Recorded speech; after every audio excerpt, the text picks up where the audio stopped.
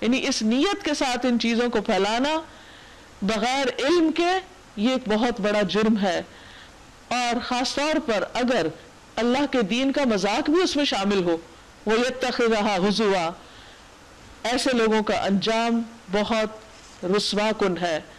وَإِذَا تُتْلَى عَلَيْهِ آيَاتُنَا، اسے جب ہماری آیات سنائی جاتی ہیں، وَلَّا مُسْتَكْبِرًا، تو بڑے گھمنڈ کے ساتھ رخ پھیر لیتا ہے، یعنی اللہ کے کلام کی طرف مائل ہوتا ہی نہیں، سننا ہی نہیں چاہتا، توجہ ہی نہیں دیتا۔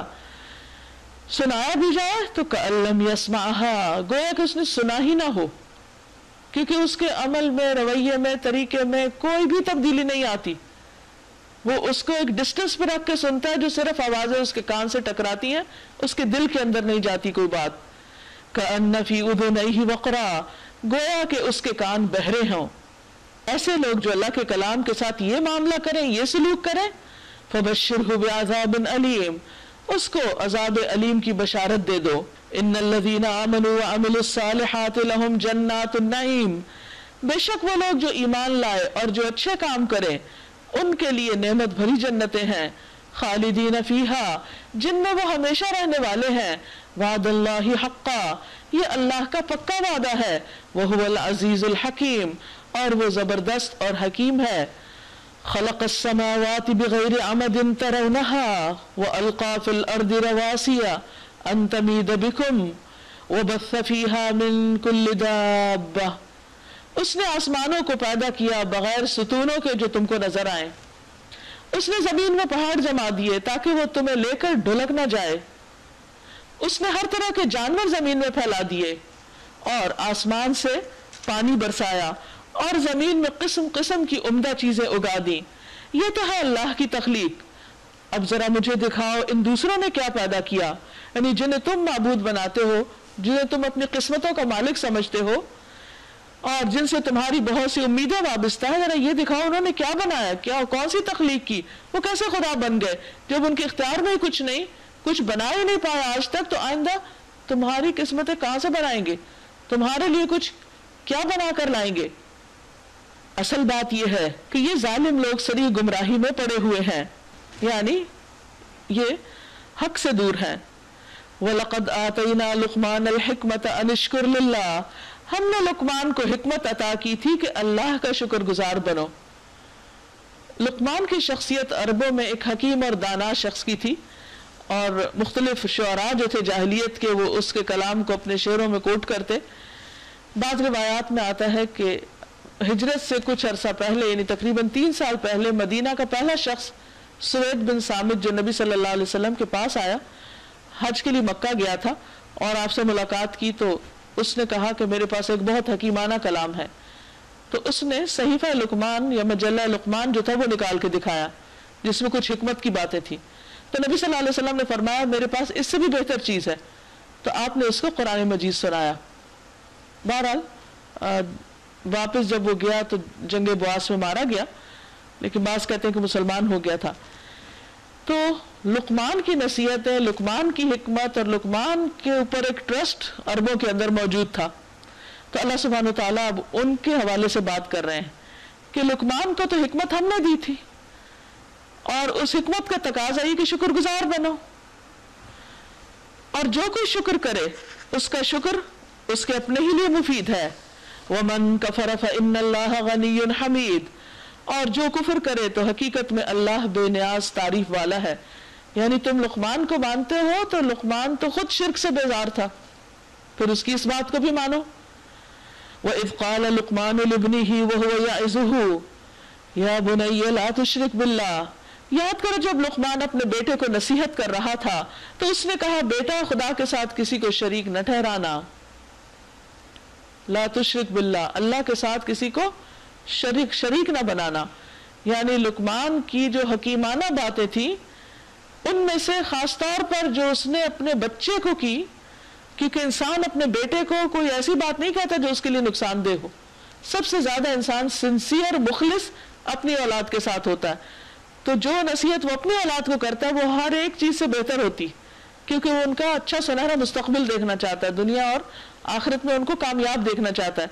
فرمایا کہ لقمان کی اپنے بچے کو جو خیر خواہی بھری نصیحت تھی اس میں سب سے پہلے اس نے شرک سے روکا تھا اس کو. تو اگر تم لقمان کو مانتے ہو تو تم بھی شرک چھوڑ دو. ان الشرک لظلم عظیم، حق یہ ہے کہ شرک بہت بڑا ظلم ہے. ووصینا الانسان بوالدیہ، اور ہم نے وصیت کی انسان کو اپنے والدین کے ساتھ یعنی اچھا سلوک کرنے کی، یعنی خود تاکید کی ہے. اس کی ماں نے ضعف پہ ضعف اٹھا کے انتہائی کمزوری کے ساتھ اسے اپنے پیٹ میں رکھا اور 2 سال اس کا دودھ چھوٹنے میں لگے. اسی لیے ہم نے اس کو نصیحت کی کہ میرا شکر کر اور اپنے والدین کا شکر بجا لا، میری ہی طرف تجھے پلٹنا ہے. لیکن اگر وہ تجھ پر دباؤ ڈالیں کہ میرے ساتھ تو کسی ایسے کو شریک کرے جسے تو نہیں جانتا تو ان کی بات ہرگز نہ مان. دنیا میں ان کے ساتھ نیک برتاؤ کرتا رہے مگر پیروی اس شخص کے راستے کی کر جس نے میری طرف رجوع کیا. پھر تم سب کو پلٹنا میری ہی طرف ہے، اس وقت میں تمہیں بتا دوں گا کہ تم کیسے عمل کرتے رہے ہو. یا بنی انہا ان تک مثقال حبۃ من خردل، اور لقمان نے کہا تھا کہ بیٹا کوئی چیز رائی کے دانے برابر بھی ہو اور کسی چٹان میں یا آسمانوں میں یا زمین میں کہیں بھی چھپی ہوئی ہو، اللہ اسے نکال لائے گا. یعنی اللہ کے علم کی طاقت پاور کتنی بڑی ہے کہ اس سے کوئی بھی چیز بچ نہیں سکتی، چھپ نہیں سکتی، حتیٰ کہ چٹان کے اندر ایک چھوٹا سا دانہ اس کو بھی وہ دیکھتا ہے. تو تمہارے اعمال اللہ سے کیسے پوشیدہ رہیں گے، کیسے چھپے رہیں گے؟ وہ باریک بین اور باخبر ہے. یا بنی اقم الصلاۃ، بیٹا نماز قائم کر. وامر بالمعروف، نیکی کا حکم دو.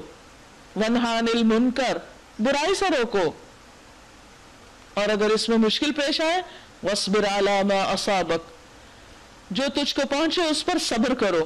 اب آپ دیکھیے کہ ایک باپ اپنے بیٹے کی کتنی بہترین تربیت کر رہا ہے، کتنے کام کی باتیں اس کو سکھا رہا ہے. سب سے پہلے شرک سے منع کیا، پھر والدین کی بات، اس کے بعد دوبارہ اللہ کے علم اور اللہ کی صفات کی قدرت. کیونکہ عام طور پر ہم بچوں کو اپنے سے ڈراتے ہیں اور لوگوں سے ڈراتے ہیں کہ غلط کام نہ کرنا، لوگ کیا کہیں گے.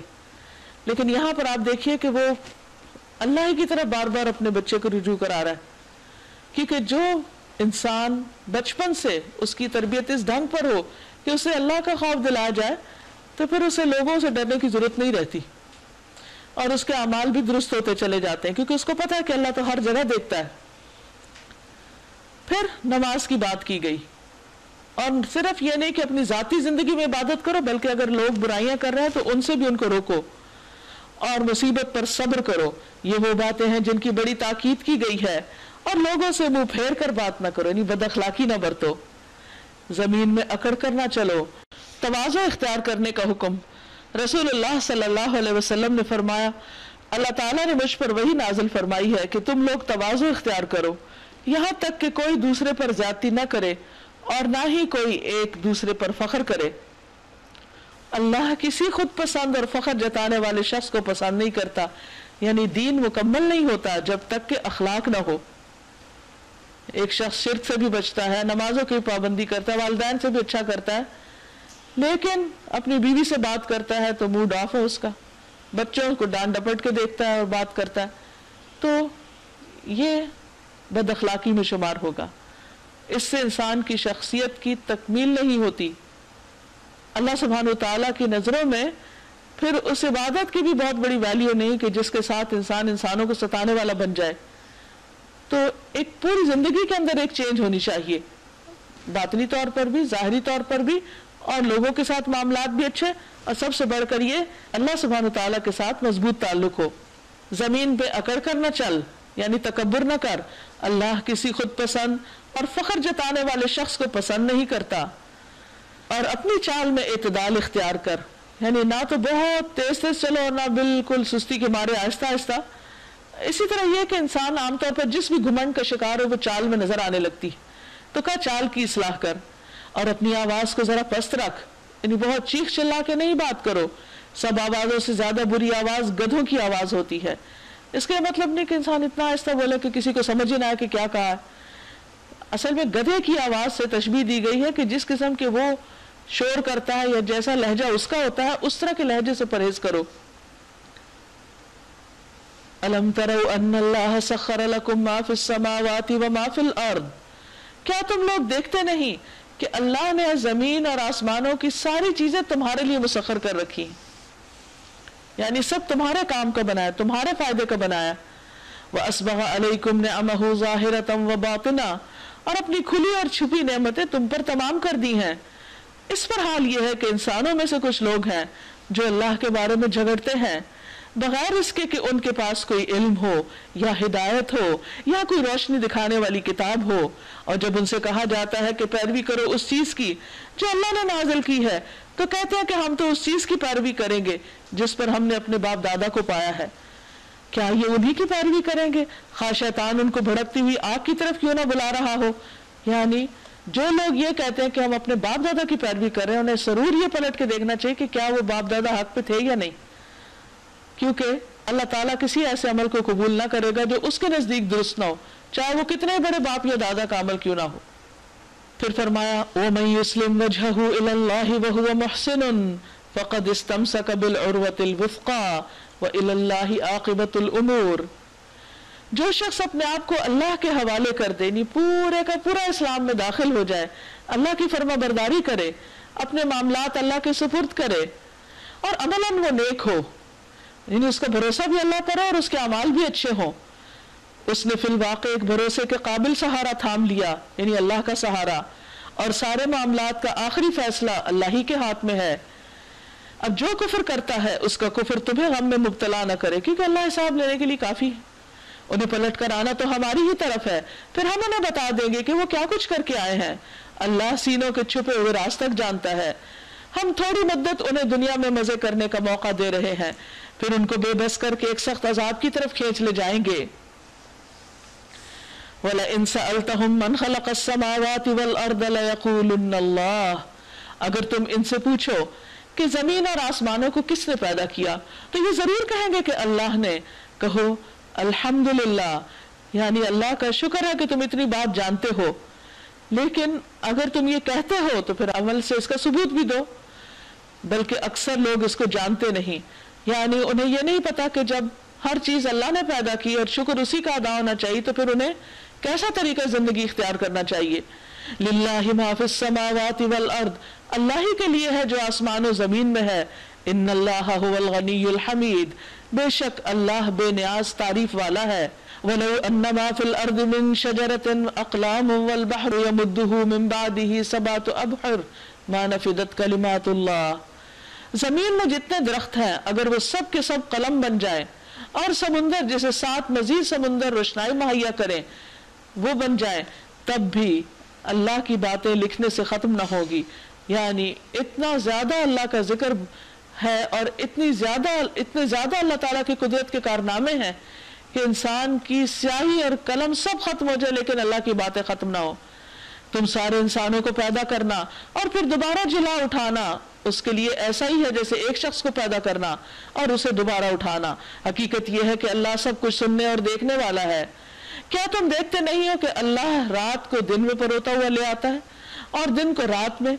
उसने सूरज और चांद को मुसख्खर कर रखा है, सब एक वक्त मुकर्रर तक चले जा रहे हैं। और क्या तुम नहीं जानते कि जो कुछ भी तुम करते हो अल्लाह उससे बाखबर है। ये सब कुछ इस वजह से है कि अल्लाह ही हक है और उसे छोड़कर जिन दूसरी चीजों को ये लोग पुकारते हैं वो सब बातिल है, और इस वजह से कि अल्लाह ही बुजुर्ग और बरतर है। क्या तुम देखते नहीं हो कि कश्ती समुद्र में अल्लाह के फजल से चलती है ताकि वो तुम्हें अपनी कुछ निशानियां दिखाए। दर हकीकत इसमें बहुत निशानियां हैं हर उस शख्स के लिए जो सब्र और शुक्र करने वाला हो। यानी जिन लोगों में ये 2 सिफात पाई जाती हो वो हकीकत में अल्लाह के रास्ते पर जम जाते हैं, क्योंकि इंसान 2 हाल में से किसी एक से खाली नहीं हुआ। या तो वो तकलीफ की हालत में होगा तो फिर उसे सब्र चाहिए, या वो खुशी की हालत में है तो उसको शुक्र अदा करना चाहिए। और जो समंदर में इन लोगों पर एक मौज साहिबानों की तरह छा जाती है तो ये अल्लाह को पुकारते हैं अपने दीन को बिल्कुल उसी के लिए खालिस करके। फिर जब वो बचाकर उन्हें खुशकी तक पहुंचा देता है तो इनमें से कोई इख्तिसाद बरतता है और हमारी निशानियों का इनकार नहीं करता, मगर हर वो शख्स जो गद्दार और नाशुक्रा है। या अय्युहन्नास इत्तक़ू रब्बकुम, ऐ लोगों अपने रब के गजब से बचो। वख्शौ यौमन ला यज्ज़ी वालिदुन अन वलदिही, ڈرو اس دن سے جبکہ کوئی باپ اپنے بیٹے کی طرف سے بدلہ نہ دے گا، ولا مولود هو جاز عن والده شيئا، اور نہ کوئی بیٹا اپنے باپ کی طرف سے کچھ بدلہ دینے والا ہوگا۔ ان وعد اللہ حق، بے شک اللہ کا وعدہ سچا ہے، فلا تغرنکم الحیات الدنیا، تمہیں دنیا کی زندگی دھوکے میں نہ ڈالے، ولا یغرنکم باللہ الغرور، اور نہ دھوکہ باز تم کو اللہ کے معاملے میں دھوکہ دینے پائے، یعنی شیطان تمہیں اللہ کے راستے سے ہٹائے نہ مختلف تعویلوں کے ذریعے۔ ان اللہ عندہ علم الساعہ، بے شک اللہ ہی کے پاس ہے قیامت کا علم کہ کب آئے گی اور کیسی ہوگی۔ وَيُنَزِّلُ الْغَيْثَ، وہی بارش برساتا ہے، اللہ کی قدرت اور پاور کا ذکر ہے۔ وَيَعْلَمُ مَا فِي الْأَرْحَامِ، وہی جانتا ہے کہ ماؤں کے پیٹوں میں کیا پرورش پا رہا ہے، اس کے علم کی قوت۔ وَمَا تَدْرِي نَفْسٌ مَاذَا تَكْسِبُ غَدًا، کوئی شخص یہ نہیں جانتا کہ کل کیا کمائی کرنے والا ہے، لہٰذا ایسے ہاروسکوپ سے مدد لینا یا کسی فارچون ٹیلر یا غیب کی خبریں جاننے والے سے اپنے مستقبل کا حال پوچھنا یہ درست نہیں، اور نہ کسی شخص کو یہ خبر ہے کہ کس زمین میں اس کی موت آنی ہے۔ ان اللہ علیم خبیر، بے شک اللہ علم والا ہے، خبر رکھنے والا ہے۔ سورۃ السجدہ۔ بسم اللہ الرحمن الرحیم، شروع اللہ کے نام سے جو بے انتہا مہربان نہایت رحم فرمانے والا ہے۔ الف لام میم، الف لام میم، تنزیل الکتاب لا ریب فیہ من رب العالمین، اس کتاب کی تنزیل، اس کتاب کا نزول بلا شبہ رب العالمین کی طرف سے ہے، یہ کسی انسان کی لکھی ہوئی نہیں، کسی فرشتے کی تصنیف نہیں، کسی جن کا کلام نہیں، یہ اللہ کی کتاب ہے، اور اللہ کی طرف سے آنے میں، نازل ہونے میں اس میں کوئی شک نہیں۔ ام یقولون افتراہ، کیا یہ لوگ کہتے ہیں کہ اس شخص نے اسے خود گھڑ لیا ہے، یعنی ان کا خیال ہے کہ محمد صلی اللہ علیہ وسلم نے خود لکھا ہے اس کو، اور نعوذ باللہ وہ اللہ پر جھوٹ باندھ رہے ہیں۔ بل هو الحق من ربک لتنذر قوما ما اتاهم من نذیر من قبلک لعلهم یہتدون، نہیں بلکہ یہ حق ہے تیرے رب کی طرف سے ہے تاکہ تو خبردار کرے ایک ایسی قوم کو جس کے پاس تجھ سے پہلے کوئی خبردار کرنے والا نہ آیا، شاید کہ وہ ہدایت پا جائیں۔ یعنی نبی صلی اللہ علیہ وسلم سے پہلے کئی صدیوں تک بنی اسماعیل کے پاس، اہل مکہ کے پاس براہ راست کوئی پیغمبر نہیں آیا تھا، اگرچہ ابراہیم علیہ السلام کی تعلیمات ان کے پاس موجود تھیں، ان میں کچھ تبدیلیاں بھی ہو چکی تھیں، لیکن قریب کے زمانے میں کوئی نہیں آیا تھا، تو ان کے پاس تاکہ کوئی حجت نہ رہے کہ انہیں کسی نے خبردار ہی نہیں کیا۔ اللہ الذی خلق السماوات والارض وما بینہما فی 6 ایام، وہ اللہ ہی ہے جس نے آسمانوں اور زمین کو اور ان ساری چیزوں کو جو ان کے درمیان ہیں 6 دنوں میں پیدا کیا۔ ثم استوى علی العرش، پھر عرش پر مستوی ہوا، اس کے سوا نہ تمہارا کوئی حامی و مددگار ہے اور نہ اس کے آگے کوئی سفارش کرنے والا۔ پھر کیا تم ہوش میں نہ آؤ گے، سمجھو گے نہیں، حقیقت کو نہیں مانو گے۔ یدبر الامر من السماء الى الارض، وہ آسمان سے زمین تک دنیا کے معاملات کی تدبیر کرتا ہے۔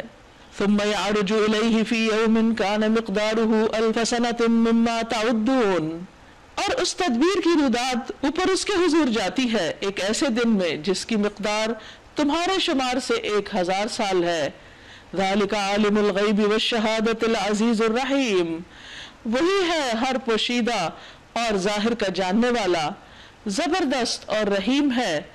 جو چیز بھی اس نے بنائی خوب ہی بنائی، اس نے انسان کی تخلیق کی ابتدا گارے سے کی، پھر اس کی ایک نسل ایک ایسے سط سے چلائی جو حقیر پانی کی طرح کا ہے، پھر اس کو نک سک سے درست کیا، برابر کیا۔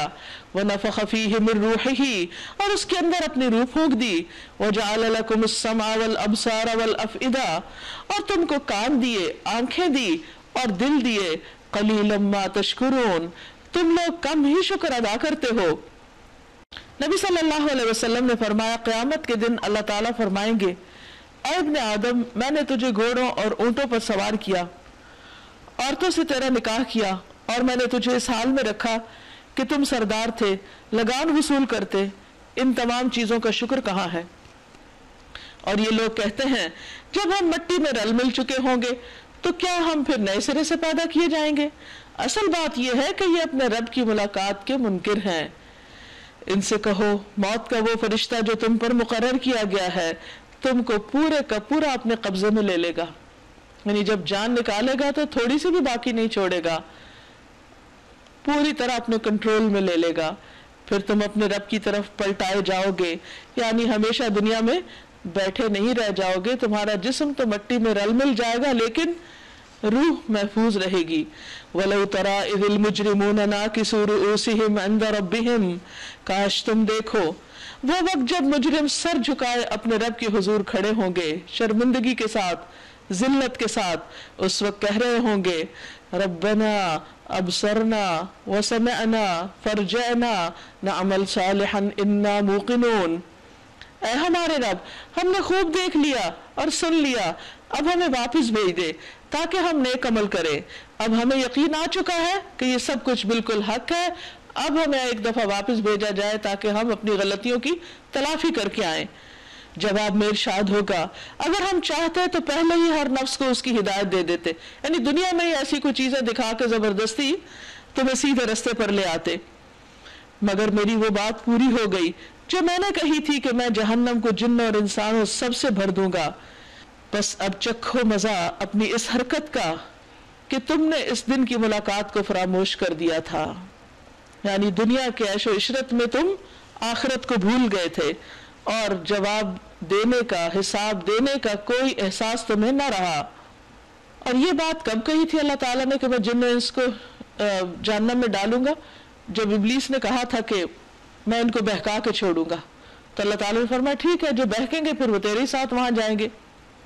تو آج تم ابلیس کے کہنے میں آ گئے, اس لیے انجام بھی اسی کے ساتھ ہے.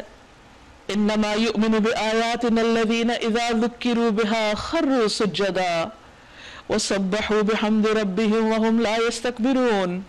ہماری آیات پر ایمان تو وہ لوگ لاتے ہیں جنہیں یہ آیات سنا کر جب نصیحت کی جاتی ہے تو سجدے میں گر پڑتے ہیں, جھک جاتے ہیں, ان کے دل اس کی طرف مائل ہو جاتے ہیں اور اپنے رب کی حمد کے ساتھ اس کی تسبیح کرتے ہیں اور تکبر نہیں کرتے, یعنی وہ اس سے انکار نہیں کرتے. تکبر کہتے ہیں حق سے انکار کو. جو ان آیات میں لکھا ہوتا ہے, جو اللہ کا حکم پاتے ہیں اس پر عمل کے لیے لپکتے ہیں. اور کون ہے ایمان لانے والے آیات پر؟ تتجافى جنوبهم عن المضاجع يدعون ربهم خوفا وطمعا ومما رزقناهم ينفقون. یہ وہ ہے کہ ان کی پیٹھیں بستروں سے الگ رہتی ہیں, اپنے رب کو خوف اور طمع کے ساتھ پکارتے ہیں, امید کے ساتھ پکارتے ہیں. یعنی عشاء اور فجر کی نماز کی پابندی کی طرف اشارہ ہے. بغیر نماز پڑھے نہیں سوتے اور اسی طرح فجر کے لیے اٹھ جاتے ہیں, اور مزید توفیق ہو تو راتوں کو اٹھ کر بھی اللہ کے حضور نوافل پڑھتے ہیں, تہجد بھی اس میں آ جاتی ہے. اور اس وقت یہ سارے کام کر کے, عبادات کرنے کے باوجود وہ ڈرتے رہتے ہیں اپنے رب سے اور اس سے دعائیں کرتے ہیں بخشش کی, اور اس سے امید بھی رکھتے ہیں. اور اس کے ساتھ ساتھ جو کچھ ہم نے انہیں دیا ہے اس میں سے وہ خرچ کرتے ہیں. یعنی جو حلال مال اللہ نے ان کو عطا کیا وہ صرف اپنے لیے نہیں روک لیتے بلکہ اس کا فیض اوروں کو بھی پہنچاتے ہیں. یہ اللہ کو مانتے ہیں کیونکہ انہیں معلوم ہے کہ اللہ کے نام پر کسی کو کچھ بھی دیں گے تو اللہ تعالیٰ اس کی جزا دینے والا, اس کا بدلہ دینے والا. پھر جیسا کچھ آنکھوں کی ٹھنڈک کا سامان ان کے اعمال کی جزا میں ان کے لیے چھپا کر رکھا گیا ہے, اس کی کسی شخص کو کچھ خبر نہیں. یعنی یہ مال خرچ کرتے ہیں تو چھپ چھپ کر راتوں کو اٹھ اٹھ کے چپکے سے نوافل ادا کرتے ہیں اور اپنے دل میں ایمان رکھتے ہیں.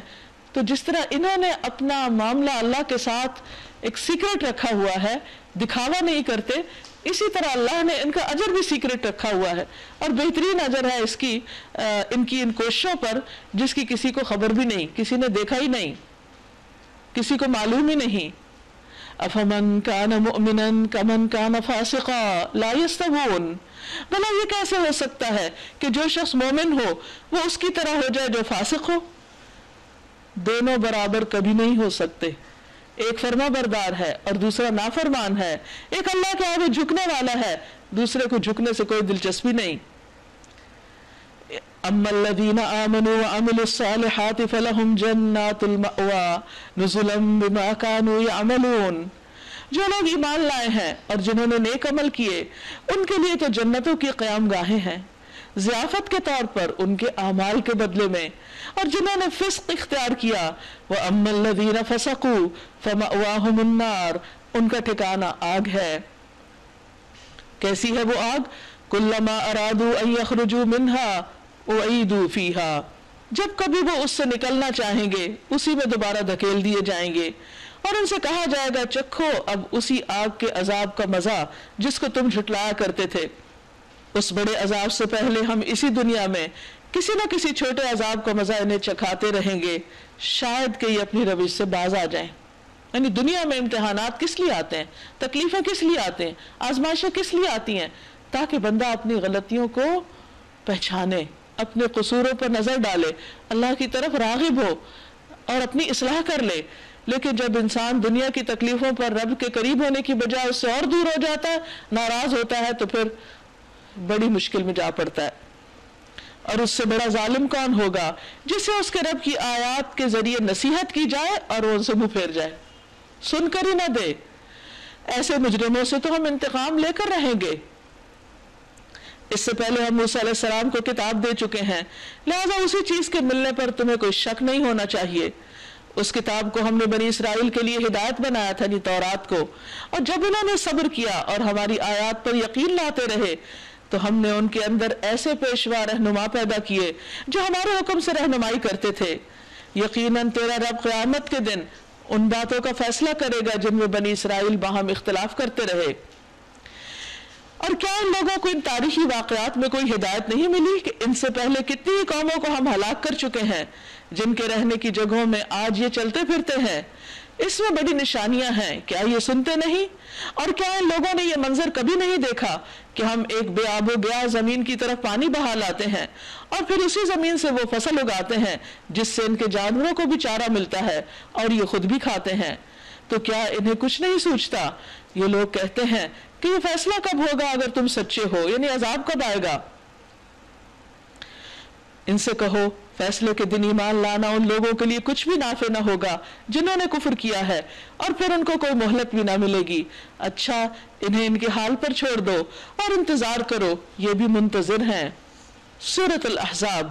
بسم اللہ الرحمن الرحیم، شروع اللہ کے نام سے جو بے انتہا مہربان نہایت رحم فرمانے والا ہے۔ یا ایھا النبی اتق اللہ ولا تطع الکافرین والمنافقین ان اللہ کان علیما حکیما۔ اے نبی صلی اللہ علیہ وسلم، اللہ کا تقوی اختیار کیجئے، کفار اور منافقین کی اطاعت نہ کیجئے، یعنی ان سے ڈرنے کی ضرورت نہیں، اللہ سے ڈرے۔ حقیقت میں علیم اور حکیم تو اللہ ہی ہے، لہذا جو احکامات وہ آپ کو دے رہا ہے اسے بے لاگ طریقے پر کھول کر لوگوں کے سامنے بیان کر دیجئے، چاہے اس پر کتنی ہی مخالفت کیوں نہ ہو۔ پیروی کیجئے اس بات کی جس کا اشارہ تمہارے رب کی طرف سے تمہیں کیا جا رہا ہے، اللہ ہر اس بات سے باخبر ہے جو تم لوگ کرتے ہو۔ اللہ پر توکل کرو، اللہ ہی وکیل ہونے کے لیے کافی ہے۔ اللہ نے کسی شخص کے دھڑ میں دو دل نہیں رکھے، یعنی ایک وقت میں ایک شخص مومن اور منافق نہیں ہو سکتا، اللہ پرست اور دنیا پرست نہیں ہو سکتا، تکبر کرنے والا اور متواضع نہیں ہو سکتا۔ ایک دل میں ایک وقت میں ایک ہی چیز ہوتی ہے، یا کسی کی محبت یا اس کی نفرت۔ وَمَا جَعَلَ أَزْوَاجَكُمُ اللَّائِي تُظَاهِرُونَ مِنْهُنَّ أُمَّهَاتِكُمْ، نہ اس نے تم لوگوں کی ان بیویوں کو جن سے تم زہار کرتے ہو تمہاری ماں بنا دیا ہے۔ دور جاہلیت کی ایک رسم کی طرف اشارہ تھا جس میں اگر کوئی شخص اپنی بیوی سے یہ کہہ دیتا کہ تمہاری پیٹھ میرے لیے میری ماں کی پیٹھ کی طرح ہے، تو اس طرح وہ بیوی اس کے لیے ہمیشہ کے لیے حرام ہو جاتی، یعنی یہ طلاق دینے کی ایک صورت تھی۔ تو فرمایا کہ اس کی کوئی حقیقت نہیں ہے، یہ خلاف حقیقت بات ہے، کیونکہ صرف الفاظ بول دینے سے کسی کی نیچر بدل نہیں جاتی، بیوی ماں نہیں بن جاتی۔ اور نہ اس نے تمہارے منہ بولے بیٹوں کو تمہارا حقیقی بیٹا بنایا۔ اسی طرح اگر انسان کسی کے بچے کو بیٹا کہہ دیتا ہے تو اس کا حقیقی بیٹا نہیں بن جاتا، حقیقت نہیں بدل جاتی۔ یہ تو وہ باتیں ہیں جو تم لوگ اپنے منہ سے نکال دیتے ہو، مگر اللہ وہ بات کہتا ہے جو حقیقت پر مبنی ہے اور وہی صحیح طریقے کی طرف رہنمائی کرتا ہے. ادعوہم لآبائہم، منہ بولو بیٹوں کو ان کے باپوں کی نسبت سے پکارو، یعنی جن کو آج تک تم بیٹا کہتے رہے ہو ان کو ان کے باپ کی نسبت سے ہی جانو، اسی سے پکارو. یہ اللہ کے نزدیک زیادہ منصفانہ بات ہے، اور حدیث میں بھی اس کی وضاحت کی گئی ہے. نبی صلی اللہ علیہ وسلم نے فرمایا جو شخص جانتے ہوئے اپنے باپ کے سوا کسی دوسرے کی طرف اپنے آپ کو منسوب کرے تو اس پر جنت حرام ہے. نبی صلی اللہ علیہ وسلم نے فرمایا جس آدمی نے اپنی نسبت اپنے باپ کے علاوہ کسی اور کی طرف کی، یا جس غلام نے اپنے آپ کو اپنے مالک کے غیر کی طرف منسوب کیا، اس پر اللہ کی لعنت، فرشتوں اور تمام لوگوں کی بھی لعنت. اللہ اس سے قیامت کے دن نہ اس کا فرض اور نہ اس کا کوئی نفل قبول کرے گا، کیونکہ ایک بہت بڑا ظلم ہے، ناحق بات ہے. اور اگر تمہیں معلوم نہ ہو کہ ان کے باپ کون ہیں تو وہ تمہارے دینی بھائی اور دوست ہیں. نادانستہ جو بات تم کہو اس کے لیے تم پر کوئی گرفت نہیں، یعنی ماضی میں بھول چوک سے جو کہہ چکے ہو گیا، آئندہ نہیں، لیکن اس بات پر ضرور گرفت ہے جس کا تم دل سے ارادہ کرو. اللہ درگزر کرنے والا اور رحیم ہے. بلا شبہ نبی تو اہل ایمان کے لیے ان کی اپنی ذات پر مقدم ہے، یعنی نبی صلی اللہ علیہ وسلم کا مسلمانوں سے اور مسلمانوں کا آپ سے جو تعلق ہے وہ دوسرے سارے رشتوں اور تعلقات سے کہیں اونچا ہے، کہیں اوپر ہے. اور نبی کی بیویاں ان کی مائیں ہیں، یعنی امہات المؤمنین، وہ ماں کے درجے میں ہیں، مگر کتاب اللہ کی روح سے عام مومنین اور مہاجرین کی بنسبت رشتہ دار ایک دوسرے کے زیادہ حقدار ہیں. یعنی ایک ہے دینی رشتہ اور ایک ہے نسبی رشتہ. تو جو نسب کا رشتہ ہے وہ خاندانی زندگی میں زیادہ مقدم ہے دوسرے رشتوں پر. البتہ اپنے دوستوں کے ساتھ تم کوئی بھلائی کرنا چاہو تو کر سکتے ہو، یہ حکم کتاب الہی میں لکھا ہوا ہے. مثلا وراثت میں دوست شریک نہیں، لیکن ان کے حق میں وصیت کی جا سکتی ہے اگر ضرورت پڑے. اور اے نبی صلی اللہ علیہ وسلم یاد رکھیے اس عہد و پیمان کو جو ہم نے سب پیغمبروں سے لیا ہے، تم سے بھی، اور نوح علیہ السلام اور ابراہیم علیہ السلام اور موسیٰ علیہ السلام اور عیسیٰ ابن مریم علیہ السلام سے بھی، سب سے ہم پختہ عہد لے چکے ہیں تاکہ سچے لوگوں سے ان کا رب ان کی سچائی کے بارے میں سوال کرے، اور کافروں کے لیے تو اس نے دردناک عذاب مہیا کر رکھا ہے. یا ایھا الذین آمنوا اذکروا نعمت اللہ علیکم، اے لوگوں جو ایمان لائے ہو یاد کرو اللہ کے اس احسان کو جو اس نے ابھی ابھی تم پر کیا ہے. کون سا احسان؟ اشارہ ہے جنگ احزاب کی کامیابی کی طرف. غزوہ احزاب 5 ہجری میں ہوا تھا. تمام عرب قبائل اور یہود کی طرف سے مشترک حملہ ہوا تھا مسلمانوں پر، مدینہ پر، اور 12,000 کی تعداد میں تھے یہ لوگ. مسلمان تعداد میں بھی کم تھے، وسائل بھی کم تھے، تو ان کے مقابلے کی سکت نہیں رکھتے تھے، کمزور تھے. لیکن اللہ سبحانہ وتعالیٰ نے ایسے وسائل فراہم کر دیے کہ پہلے تو خندق کا آئیڈیا آ گیا مسلمانوں کو، یعنی حضرت جو سلمان فارسی تھے ان کے مشورے پر خندق کھودی گئی، مدینہ کو ایک طرح سے پروٹیکٹ کیا گیا. لیکن تقریباً 1 ماہ تک پھر بھی دشمن کی فوجوں نے محاصرہ جاری رکھا. تو اللہ سبحانہ وتعالیٰ نے غیب سے اپنی مدد بھیجی، آندھی بھیجی اور فرشتوں کے ذریعے مدد بھیجی، اور اس طرح دشمن ناکام ہو کے واپس لوٹ گئے اور مسلمانوں کو امن نصیب ہوا. تو اس نعمت کی طرف اشارہ ہے کہ دیکھو کس طرح اللہ نے تمہیں پروٹیکٹ کیا. فَأَرْسَلْنَا عَلَيْهِمْ رِيحًا وَجُنُودًا لَمْ تَرَوْهَا، ہم نے ان پر ایک سخت آندھی بھیجی اور ایسی فوجیں روانہ کی جو تمہیں نظر نہ آتی تھی، یعنی فرشتے. اور اللہ وہ سب کچھ دیکھ رہا تھا جو تم لوگ اس وقت کر رہے تھے جب وہ اوپر سے اور نیچے سے تم پر چڑھ آئے تھے، یعنی حجاز کی طرف سے اور نجد کی طرف سے، یعنی ہر طرف سے دشمن تم پر حملہ آور ہو گیا تھا.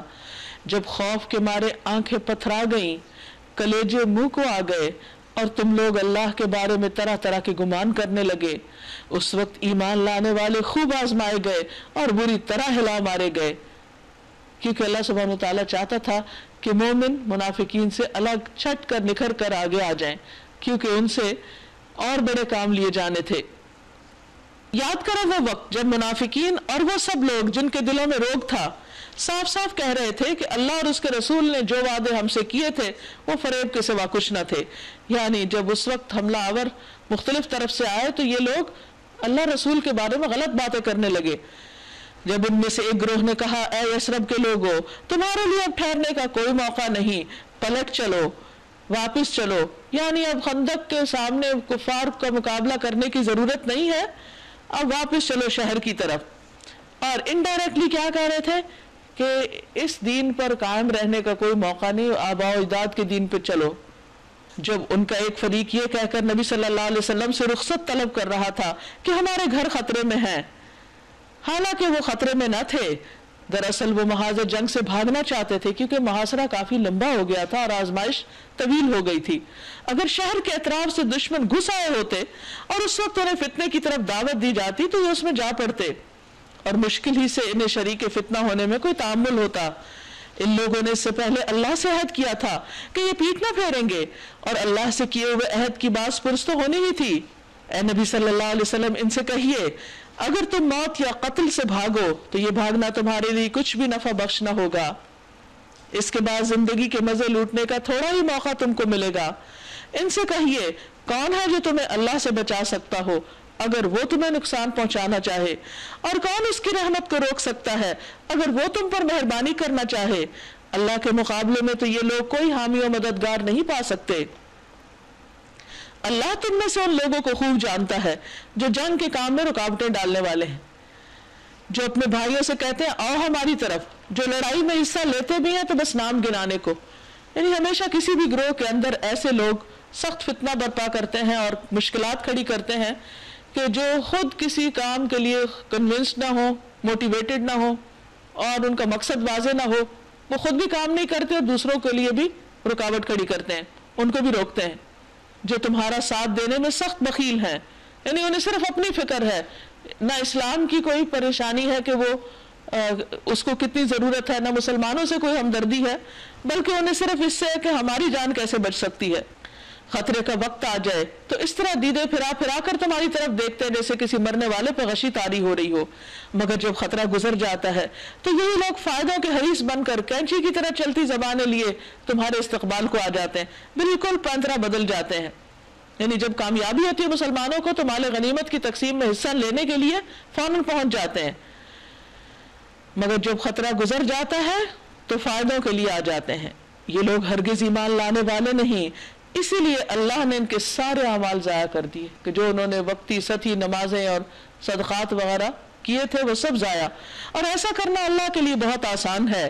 یہ سمجھ رہے ہیں کہ حملہ آور گروہ ابھی گئے نہیں کیونکہ وہ اتنا لمبا عرصہ وہاں رہے کہ ان کو ابھی بھی خوف تھا کہ پھر نہ آ جائیں, اور اگر وہ پھر حملہ آور ہو جائیں تو ان کا جی چاہتا ہے کہ اس موقع پر یہ کہیں صحرا میں بدوؤں کے درمیان جا بیٹھے اور وہیں سے تمہارے حالات پوچھتے رہیں, یعنی اب مقابلہ نہ کریں, باہر ہی کہیں چلے جائیں. تاہم اگر یہ تمہارے درمیان رہے بھی تو لڑائی میں کم ہی حصہ لیں گے کیونکہ آہستہ آہستہ کی منافقت کھل کے سامنے آتی جا رہی. در حقیقت تم لوگوں کے لیے اللہ کے رسول میں ایک بہترین نمونہ ہے. لقد كان لكم في رسول الله اسوة حسنة لمن كان يرجو الله واليوم الآخر وذكر الله كثيرا. ہر اس شخص کے لیے جو اللہ اور یوم آخر کا امیدوار ہو اور کثرت سے اللہ کو یاد کرے. یعنی ایسے موقع پر جب کسی گروہ کے اندر منافق موجود ہوں اور وہ دوسروں کو ڈی موٹیویٹ کر رہے ہوں تو اس وقت یہ نہیں دیکھنا چاہیے کہ وہ کیا کر رہے ہیں, اگر وہ کچھ نہیں کر رہے تو ہم بھی نہ کریں, وہ جا رہے ہیں تو ہم بھی نکل جائیں. اس وقت یہ دیکھنا چاہیے کہ تمہارا لیڈر تمہیں کس طرح بلا رہا ہے, تم کس مقصد کے لیے یہاں آئے تھے, کیوں اکٹھے ہوئے تھے, اس مقصد کو اپنے سامنے رکھو.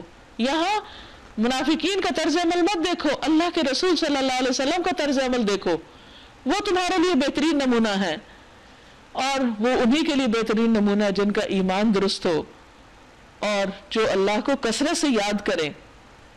غافل لوگوں کے لیے آپ کی زندگی نمونہ نہیں ہے کیونکہ ان کا تو کوئی میل جوڑ ہے ہی نہیں. اور اس میں نہ صرف یہ کہ میدان جنگ میں بلکہ زندگی کے ہر طریقے میں ہمیں نبی صلی اللہ علیہ وسلم کی سنت کو دیکھنا چاہیے.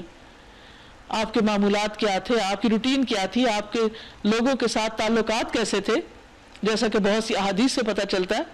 نبی صلی اللہ علیہ وسلم زمین پر بیٹھ جایا کرتے تھے زمین پر بیٹھ کر ہی کھاتے تھے، بکری کا دودھ دو لیتے تھے، جو کی روٹی کی دعوت دینے والے غلام کی دعوت قبول کر لیتے تھے۔ عبداللہ بن ابی اوفا فرماتے ہیں کہ رسول اللہ صلی اللہ علیہ وسلم اللہ کا ذکر زیادہ کیا کرتے، لا یعنی گفتگو نہیں کرتے تھے، نماز لمبی پڑھتے، خطبہ مختصر دیتے، نیز بیواؤں اور مسکینوں کے ساتھ جاتے اور ان کا کام کر دیتے۔ اور سچے مومنوں کا حال اس وقت یہ تھا کہ جب انہوں نے حملہ آور لشکروں کو دیکھا تو پکار اٹھے، یہ وہی چیز ہے جس کا اللہ اور اس کے رسول نے ہم سے وعدہ کیا تھا۔ اللہ اور اس کے رسول کی بات بالکل سچی تھی۔ اس واقعے نے ان کے ایمان اور سپردگی کو اور زیادہ بڑھا دیا۔ ایمان لانے والوں میں ایسے لوگ بھی موجود ہیں جنہوں نے اللہ سے کیے ہوئے عہد کو سچا کر دیا، اپنی کمٹمنٹ خوب نبھائی۔ ان میں سے کوئی اپنی نظر پوری کر چکا اور کوئی وقت آنے کا منتظر ہے۔ انہوں نے اپنے رویے میں کوئی تبدیلی نہیں کی۔ یہ سب کچھ اس لیے ہوا تاکہ اللہ سچوں کو ان کی سچائی کی جزا دے اور منافقوں کو چاہے تو سزا دے اور چاہے تو ان کی توبہ قبول کر لے۔ بے شک اللہ غفور الرحیم ہے۔ اللہ نے کفار کا منہ پھیر دیا، وہ کوئی فائدہ حاصل کیے بغیر اپنے دل کی جلن لیے یوں ہی پلٹ گئے، یعنی ساری فوجیں واپس چلی گئیں جب سخت آندھی آئی اور ہر چیز ان کی الٹ گئی۔ اور مومنین کی طرف سے اللہ ہی لڑنے کے لیے کافی ہو گیا۔ اللہ بڑی قوت والا اور زبردست ہے۔ وَأَنزَلَ الَّذِينَ ظَاهَرُوهُم مِّنْ أَهْلِ الْكِتَابِ مِنْ صَيَاصِيهِمْ وَقَذَفَ فِي قُلُوبِهِمُ الرُّعْبَ فَرِيقًا تَقْتُلُونَ وَتَأْسِرُونَ فَرِيقًا۔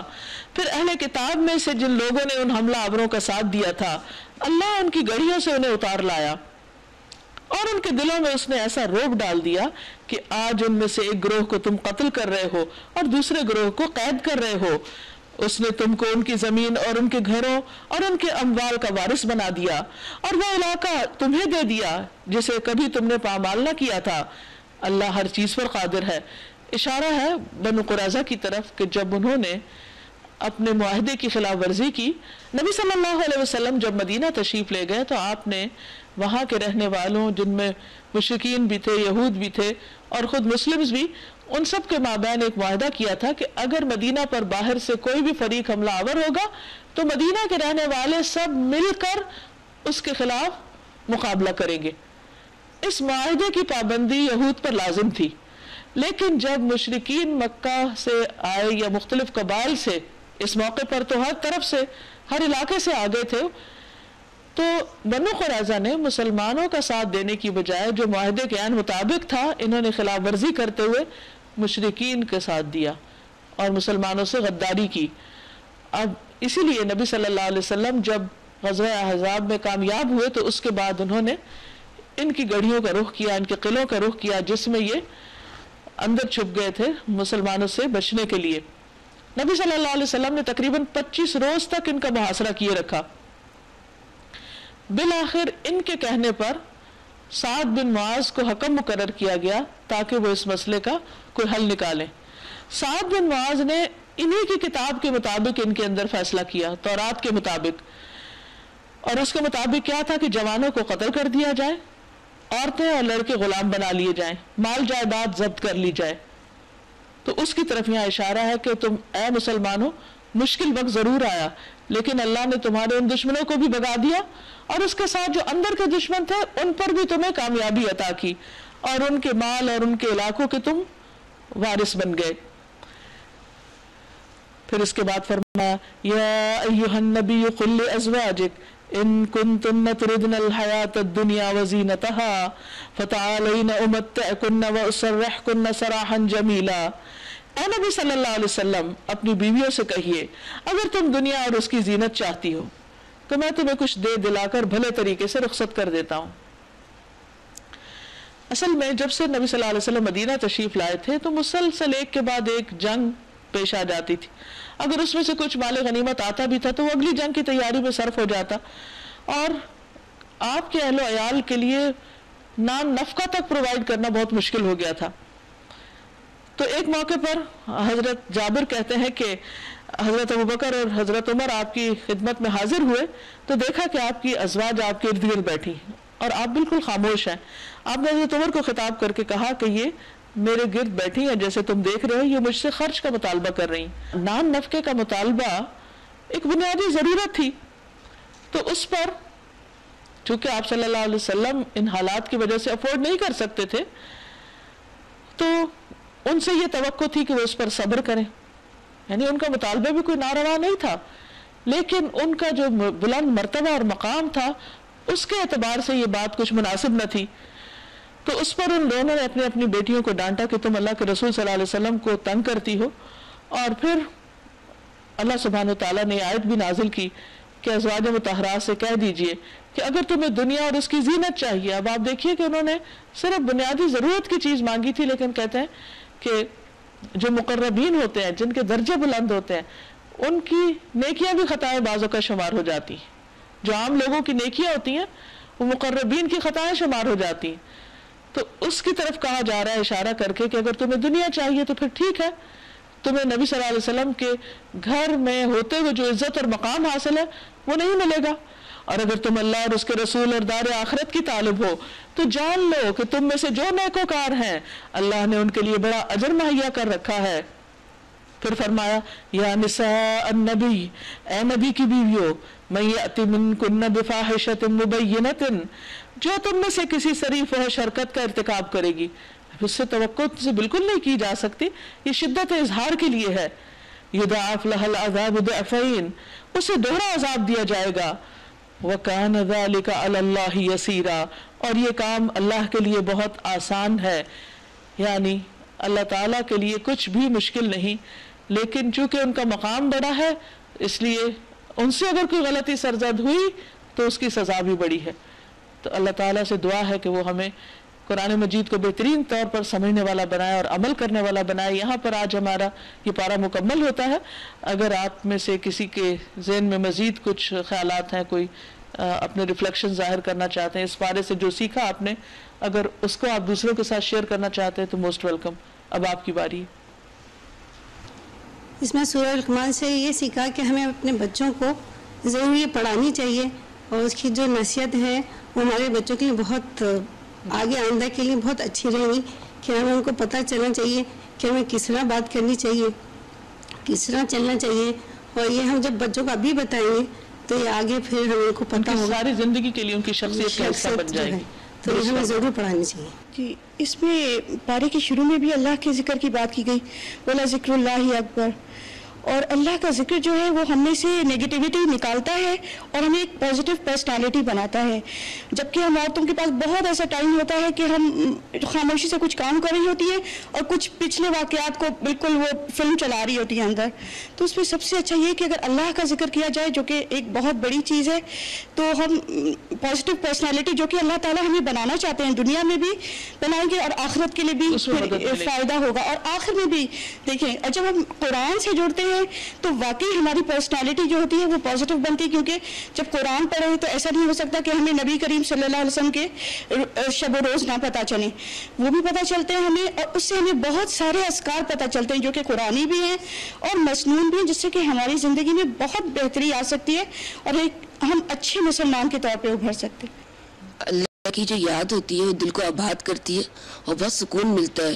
اگر جیسے ہم نماز کی پابندی اور ذکر اذکار کریں نا، اس سے واقعی بہت دل کو سکون ملتا ہے، ہمیں کوئی ٹینشن وغیرہ نہیں ہے. تو قرآن سے تعلق ہمارا رہنا ہی چاہیے اس معاملے میں نا.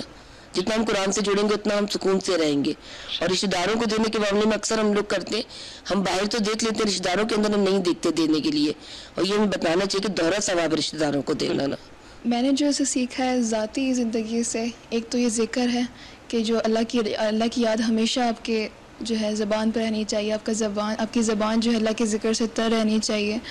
اور دوسری چیز یہ جو اجتماعی طور پر جو میں نے ایک چیز یہ سیکھی کہ دوسروں کو جو ہے وہ امر بالمعروف و نہی عن المنکر بھی کرنا بہت ضروری ہے. اگر آپ کو دین کی خدمت کرنی ہے، سب کو ساتھ لے کے چلنا ہے، تو یہ بہت ضروری ہے کہ آپ دوسروں کو بھی جو ہے وہ صبر کی اور حق کی تلقین کرتے رہیں. دوسری چیز یہ کہ جس سیکوینس میں سورج چل رہی تھی تو وہ ایسے ایسے دل کو مضبوط کر رہی تھی. پہلے بھی یہ سب چیزیں پڑھی ہیں لیکن پھر پڑھ کر جو ہوتا ہے وہ سب چیزیں تازہ ہو جاتی ہیں. اور آخر میں جو بہت اچھی بات وہ یہ تھی کہ مقربین کی کہ ہم جب توفیق ملتی ہے، ہدایت ملتی ہے، پھر ایسا ہوتا ہے کہ ہمارا ایمان تھوڑا سا کم بھی ہوتا ہے پھر بڑھتا رہتا ہے. تو اللہ تعالیٰ جو ہے وہ مومنین کے لیے، مقربین کے لیے چاہتا ہے کہ وہ آگے سے آگے بڑھیں. تو ذرا سی بھی کوتاہی جو ہے وہ ان لوگوں کے لیے ٹھیک نہیں ہوتی. تو بس توفیق ہے ان شاء اللہ تعالیٰ جو ہے ہم آگے بڑھیں. اور ڈاکٹر صاحبہ آج میں یہاں پر ایک بات ضرور کہنا چاہوں گی کہ میں نے جب بھی سمجھ کر قرآن پڑھا یا میں نے جب بھی اس کی تفسیر سنی اپنے دھیان سے تو مجھے اس کی آیات ہمیشہ ایک نئے اینگل سے سمجھ آتی ہیں. تو میرے ذہن میں اکثر کچھ سوالات ہوتے ہیں تو اللہ تعالیٰ میری رہنمائی فرماتے ہیں اس قرآن کے ذریعے. تو اس کے پارے کے شروع میں گو کہ وہ آپ صلی اللہ علیہ وآلہ وسلم کے لیے احکامات ہیں کہ قرآن کی تلاوت کیجیے اور نماز برائی سے روکتی ہے. تو میں اکثر یہ سوچتی تھی کہ نماز برائی سے روکتی ہے تو ایسا کیوں ہے کہ نماز کے ساتھ ساتھ ہم لوگ اپنی برائیاں نہیں چھوڑتے ہیں. اور اپنے لیے بھی دوسروں کے لیے بھی سوچتی تھی کہ جب قرآن میں آیا اور میں جگہ جگہ یہ آیت پڑھتی تھی کہ نماز برائیوں سے روکتی ہے تو ایسا کیوں نہیں ہوتا, پریکٹیکل لائف میں ایسا کیوں نہیں ہوتا کہ نماز ساتھ ساتھ چل رہی ہے اور برائیاں بھی انسان کی نہیں ختم ہوتی ہیں. تو آج مجھے اس آیت سے یہ مطلب سمجھ پہ آیا کہ اگر میں قرآن کی تلاوت سنتی ہوں سناتی ہوں پڑھ کر اور نماز کے بعد بھی میری زبان اللہ کے ذکر سے تر رہتی ہے بجائے اس کے کہ میں دنیا کی لغویات میں سے اٹھ کے جیسے ٹی وی بند کر کے نماز پڑھنے گئی ہوں یا میں اس طرح کی اور کوئی بری چیزوں میں انوالو ہوں اور ان کے درمیان میں نماز پڑھتی ہوں تو وہ روح اور وہ اللہ تعالیٰ سے تعلق ہو ہی نہیں سکتا. اور جو نماز مجھے برائیوں سے روکے گی وہ اس طرح کی نہیں ہو سکتی. اللہ تعالیٰ قرآن میں بار بار ارشاد فرماتے ہیں کہ اے لوگوں نماز قائم کرو, اور آج ہمارا یہ حال ہوتا ہے کہ ذرا سی خوشی یا غم آ جاتے تو ہم اپنی نماز کو ہی بھول جاتے ہیں. تو ہمیں اپنی نمازوں کا جائزہ لینا چاہیے کہ آخر اللہ تعالیٰ نے فرمایا کہ نماز قائم کرو اور ہم نمازوں کو ہی بھول جاتے ہیں. تو ہمیں نماز کا دھیان رکھنا چاہیے. جزاک اللہ خیر. وقت کے ساتھ ساتھ تبدیلیاں آتی رہتی ہیں تو انسان کو جب اللہ تعالیٰ کوئی نعمت دے تو ان پہ ناشکری نہ کرے اور اگر اللہ تعالیٰ نعمت چھین بھی لے تو اس پہ بگڑے نہ, بلکہ یہ اللہ تعالیٰ کی آزمائش ہے. بسم اللہ الرحمن الرحیم. قرآن سننے کے بعد اور اس کی تفسیر اور تفہیم سب مجھے آپ سے سننے کے بعد یہ تبدیلی میں نے اپنے اندر محسوس کی کہ مجھے خیالات بھی اسی حوالے سے آنے لگے, بجائے دنیاوی مایوسیاں اور ساری چیزیں بالکل دور سی محسوس ہونے لگی اور قرآن سے اتنی اپنائیت محسوس ہونے لگی. اللہ آپ کو اس کا اجر عظیم عطا فرمائے. آج ان آیت میں جو میں نے خاص طور پہ چیز سیکھی اور الحمدللہ قرآن سے جڑنے کے بعد چیز صبر اور شکر, یہ دو چیزیں ایسی ہیں کہ اگر انسان کے اندر آ جاتی ہیں تو اللہ سے جڑنے کا بہت طاقت ملتی ہے. تو صبر اور شکر انسان کے اندر بہت. ناظرین, اس کے ساتھ ہی ہمارے آج کے پروگرام کا وقت ختم ہوتا ہے. اللہ تعالیٰ سے دعا ہے کہ وہ ہمیں اپنا ذکر کرنے والا اور اپنے پیغمبر اپنے حبیب محمد صلی اللہ علیہ وسلم کے طریقے پر عمل کرنے والا بنائے تاکہ ہم دنیا اور آخرت میں کامیاب ہو سکیں. آپ سب کے لیے دعائیں, نیک تمنائیں. السلام علیکم ورحمۃ اللہ وبرکاتہ.